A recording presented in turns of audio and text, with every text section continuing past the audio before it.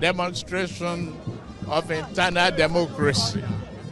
And it has been going very well according to plan. This is politics, grassroots politics, where every member of the party has a right to participate and be involved. This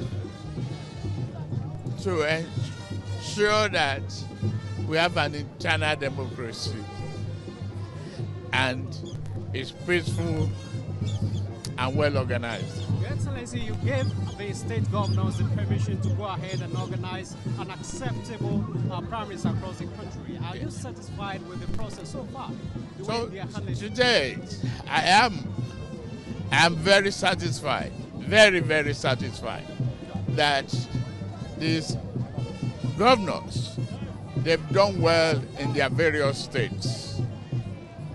To far from the world congresses to local government congresses to the delegate accreditation, validation, members register, and certification of the electoral process.